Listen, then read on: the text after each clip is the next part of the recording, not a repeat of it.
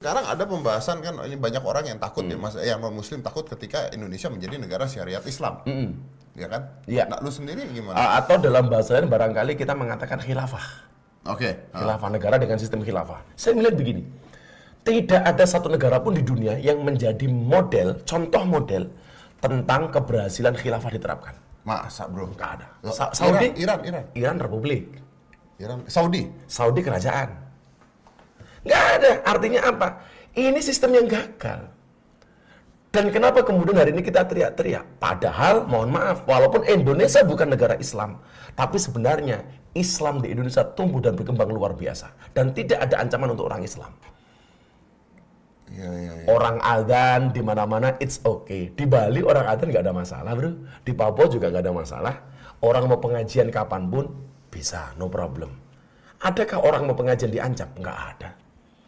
Ya. Artinya bagi saya, walaupun Indonesia itu negara kesatuan Republik Indonesia, tapi sudah sangat Islami. Sudah sangat Islami. Sudah sangat Islami. Iya, teman gua aja 90% Islam. Mantan bini gua Islam. Mantan bini lo Islam. Cewek gua Islam juga. Cewek juga Islam. Semua teman-teman gua Muslim. Kan? Dan nggak ada masalah. Nggak pernah ada masalah. Ini sudah lebih Islami. Kecuali kalau kita mendengar adzan dilarang, umpamanya. Nah, itu baru jadi masalah. Adzan dilarang, pengajian nggak boleh. Iya. Acara hitam putih tidak boleh ada konten Islami sama sekali. Nah, itu kita lawan. Iya. Apakah mungkin kekhilafahan akan tegak sebelum munculnya Mahdi? Wallahu a'lam. Ya, kita nggak bisa katakan apakah akan tegak, apakah akan tidak. Tapi kalau secara logika, ya mungkin saja. Nah, karena memang nggak ada satu dalil pun yang menyatakan sampai Mahdi nggak bakal ada khalifah, nggak ada. Dan nggak ada juga dalil yang mengatakan sebelum Mahdi datang akan ada khalifah, nggak ada. Nah, madam tidak ada ketentuan, maka secara logika, secara aklian bisa-bisa saja khilafah itu tegak, bisa juga tidak. Wallahu a'lam. Tapi kalau penegakan khilafah Mahdi itu pasti. Kalau Mahdi itu pasti, bukan mungkin. Pasti akan tegak.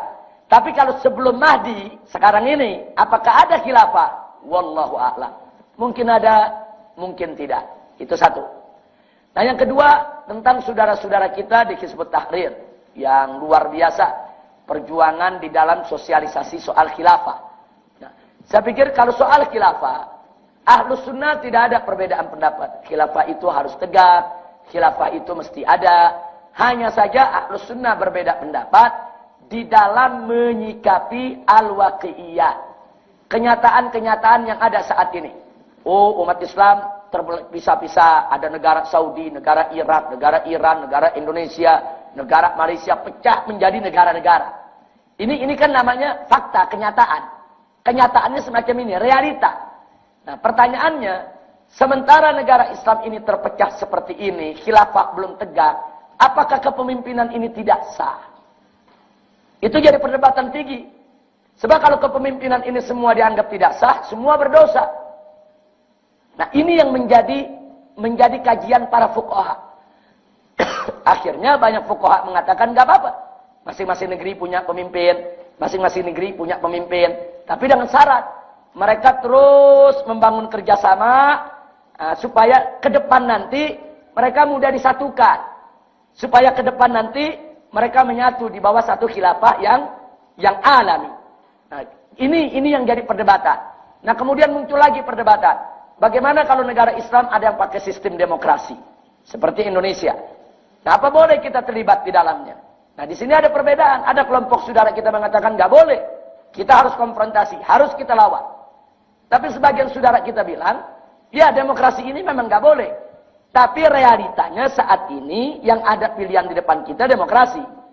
Kalau kita tidak manfaatkan, tidak kita tunggangi, kita tidak masuk ke dalamnya, nanti musuh Islam yang pada masuk.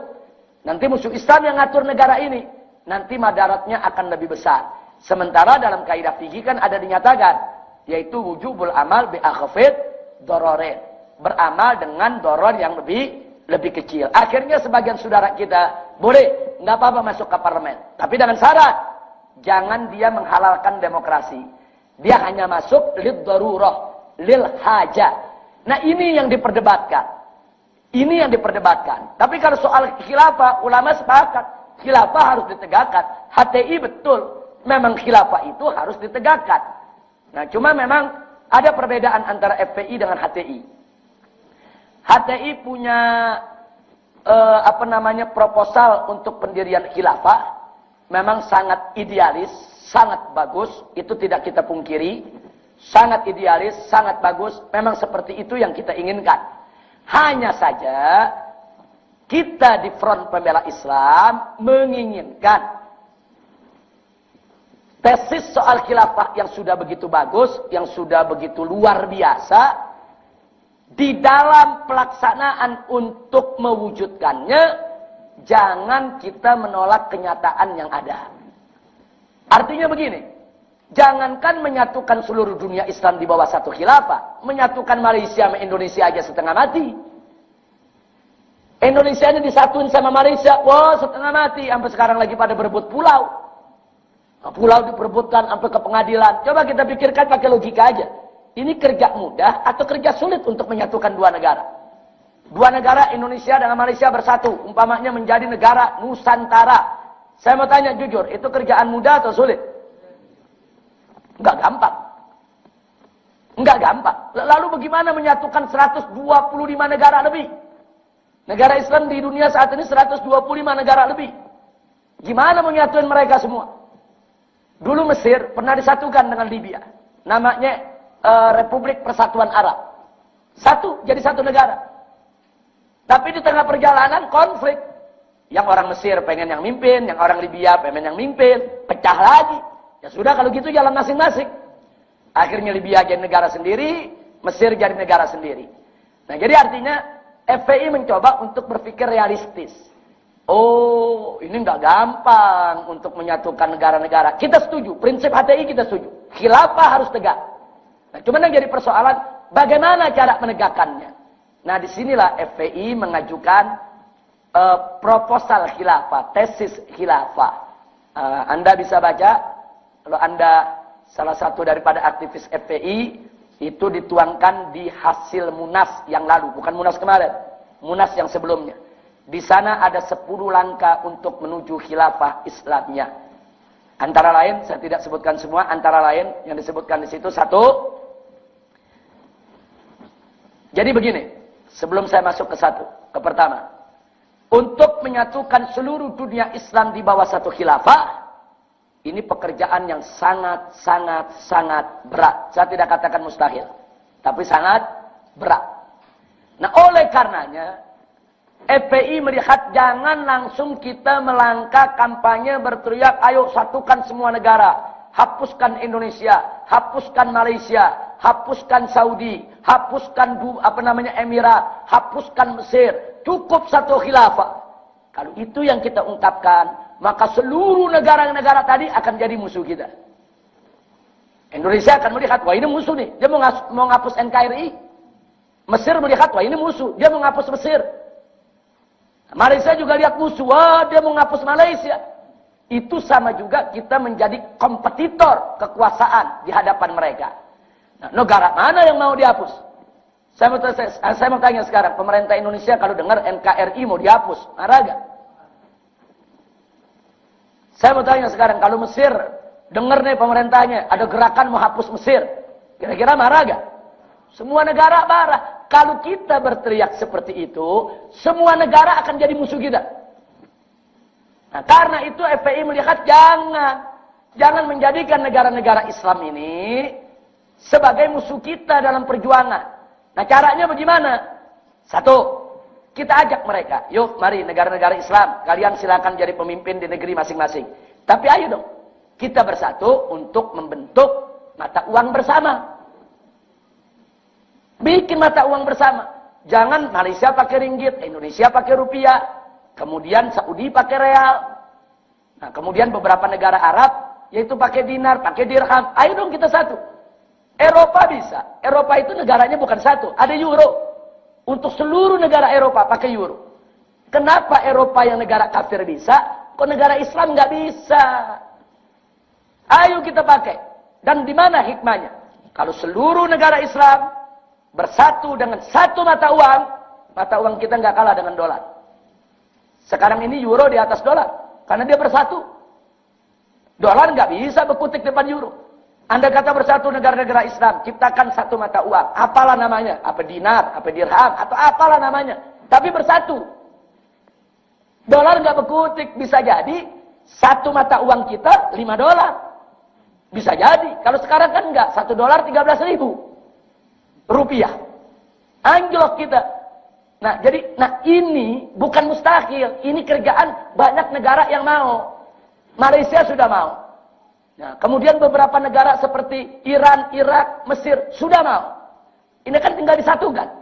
Kalau mereka disatukan di dalam OKI, Organisasi Konferensi Islam, kemudian mereka rumuskan bagaimana supaya negara Islam punya mata uang bersama, itu berarti menuju ke arah khilafah. Itu dulu. Jadi FPI itu punya proposal, kita dorong itu dulu. 1, 2. Contoh saja.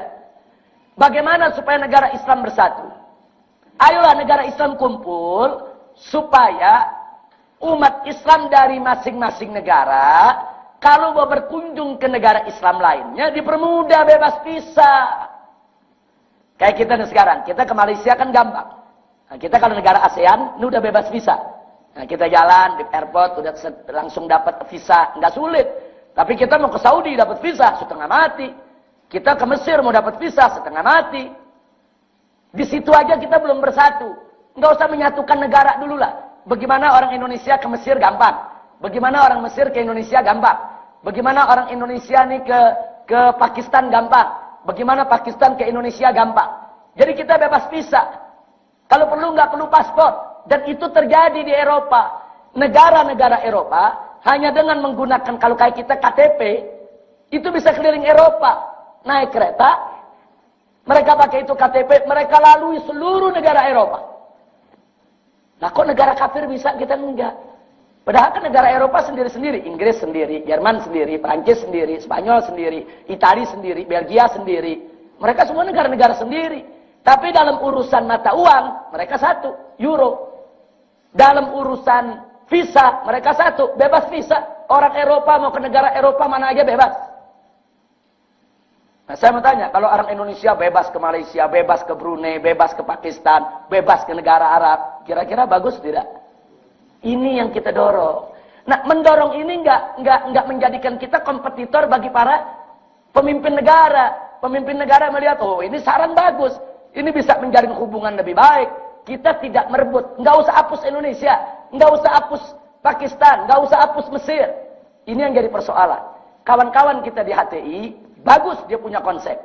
Nah, tapi grassroots yang dibawa kadang-kadang suka melontarkan begitu. NKRI mesti dihapus. Indonesia nggak boleh ada.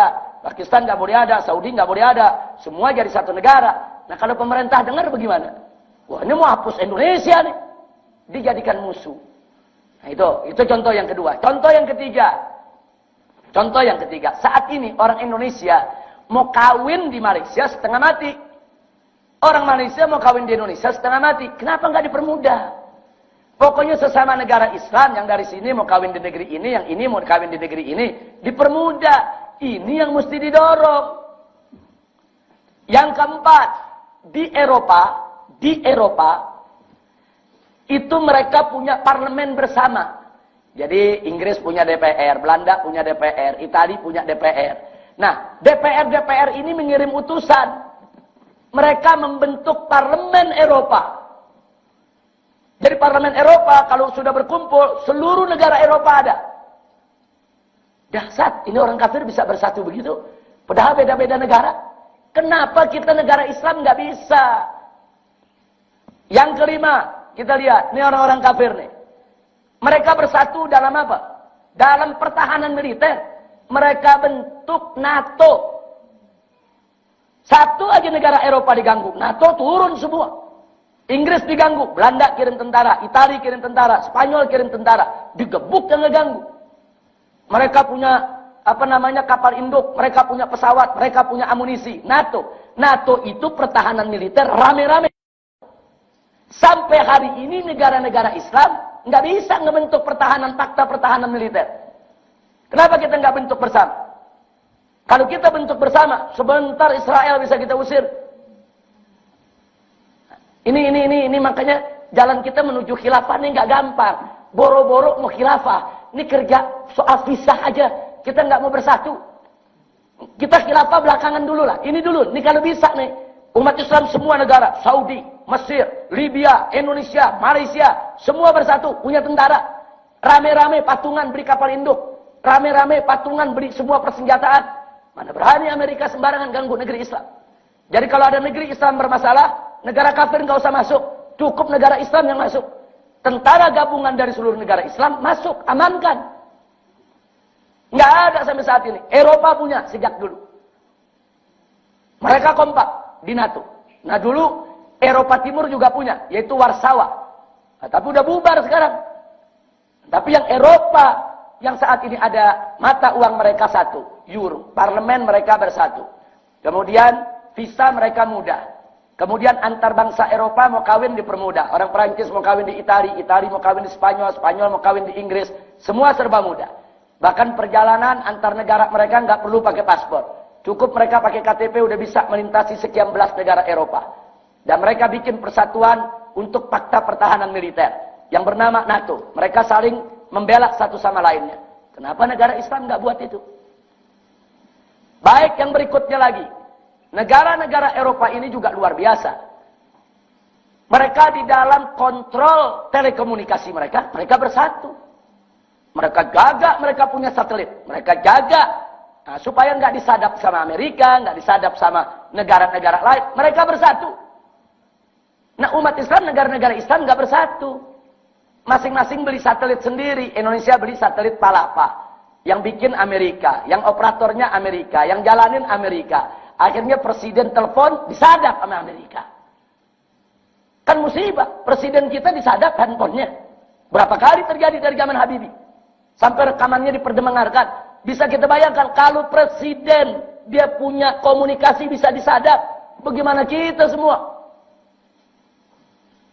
Nah, mestinya negara-negara Islam bersatu. Punya satelit termahal. Patungan. Tutup ini. Yang namanya seluruh dunia Islam dengan satu satelit mereka berkomunikasi. Bisa kalau mau. Modalnya banyak kok. Saudi punya duit. Negara-negara Arab kaya raya. Malaysia juga ekonominya maju. Nah ini nggak dijalankan. Jadi kalau saya sebutkan satu persatu, nanti Anda bisa lihat dalam hasil Munas FPI ada 10 langkah yang kita minta semua untuk disatukan. Nah, kalau duitnya udah satu, fakta pertahanannya ada, kemudian visanya gampang, satelitnya ada, nanti termasuk kurikulum pendidikannya disatukan. Nah, kalau semuanya sudah bersatu, ngajak mereka bentuk khilafah lebih mudah. Ya sudahlah, ini kita udah satu semuanya. Nah, bagaimana kita bikin aja khilafahnya. Nah, khilafahnya apa? Ya sudah, organisasi konferensi Islam yang menjadi khilafahnya. Presiden-presiden yang ada di negara-negara, anggap itu amir-amirnya. Kan bisa. Jadi Indonesia punya presiden, Saudi punya raja, tapi semua presiden, semua raja, semua perdana menteri yang ada di negeri-negeri Islam, tunduk kepada satu khalifah. Kan bisa. Siapa bilang tidak bisa, ya ikhwan? Kan dulu juga di zaman para sahabat, tiap daerah kan ada amirnya diangkat, saudara. Ini kan cuma soal istilah. Presiden, Perdana Menteri. Ini istilah. Nah, jadikan mereka sebagai amir-amir. Itu ngomongnya enak. Ngomongnya nih enak. Nah, ini hari ini siang ini kita mimpi udah bagus kan? Bagus mimpi, Masya Allah, kalau bersatu. Tapi mewujudkannya setengah mati, saudara. Nah, karena itu, saya berharap mudah-mudahan dengan adanya gerakan-gerakan semacam ini dimudahkan oleh Allah Subhanahu wa taala untuk kemudian dalam waktu dekat khilafah Islam bisa tegak di atas muka bumi. Insya Allah. Sekurang-kurangnya saya mau ingatkan. Andai kata dari kita ke Imam Mahdi tidak ada lagi khilafah. Andai kata. Enggak apa-apa kita berjuang untuk khilafah. Loh kenapa? Setidaknya kita ikut andil di dalam proses kedatangan Imam Mahdi. Kita nggak bisa menegakkan khilafah, kan Imam Mahdi bisa. Tapi kan Imam Mahdi kan nggak ujuk-ujuk khilafah itu tegak. Imam Mahdi itu kan ada proses. Lahir dulu, jadi anak-anak, remaja, punya ilmu, kemudian berdakwah, nah kemudian beliau ini dibaiat, ada proses. Kemudian beliau dikejar musuh, mau dibunuh oleh musuh, ada proses. Enggak begitu saja lahir langsung jadi khalifah. Enggak begitu. Nah, artinya kalau kita sekarang berteriak khilafah, kita jual konsep khilafah, kita berjuang buat khilafah, andai kata pun khilafah sebelum Mahdi tidak ada, minimal kita ikut tanam andil untuk menegakkan khilafah di zaman Imam Mahdi. Insya Allah tegak. Pokoknya ikut andil sekecil apapun. Nah, jadi nggak ada masalah. HTI dengan program khilafahnya, FPI juga ada menyinggung soal khilafahnya. Teruskan semampu kita. La yukallifullahu nafsan illa wus'aha. Nah, mudah-mudahan Allah Subhanahu wa taala yaitu memberikan kepada kita semua sehat walafiat dan keberkahan di dalam menuntut ilmu, serta supaya ilmu kita menjadi manfaat. Amin ya rabbal alamin. FPI harus ikut berperan aktif dalam upaya menegakkan khilafah Islamiyah alamiyah sesuai syariat, melalui langkah-langkah logis realistis yang elegan dan bertanggung jawab, serta sejalan dengan nafas kemajuan dunia, yaitu dengan mendorong 1. Peningkatan fungsi dan peran organisasi konferensi Islam. 2. Pembentukan parlemen bersama dunia Islam. 3. Pembentukan pasar bersama dunia Islam. 4. Pembentukan fakta pertahanan bersama dunia Islam. 5. Penyatuan mata uang dunia Islam. 6. Penghapusan paspor dan visa antar dunia Islam. 7. Kemudahan asimilasi perkawinan antar dunia Islam. 8. Penyeragaman kurikulum pendidikan agama dan umum dunia Islam. 9. Pembuatan satelit komunikasi bersama dunia Islam. 10. Pendirian Mahkamah Islam Internasional. Tegakkan khilafah Islamiyah, bukan hapuskan NKRI, tapi justru memperluas NKRI yang semula dari Sabang sampai Merauke menjadi dari Sabang sampai Maroko.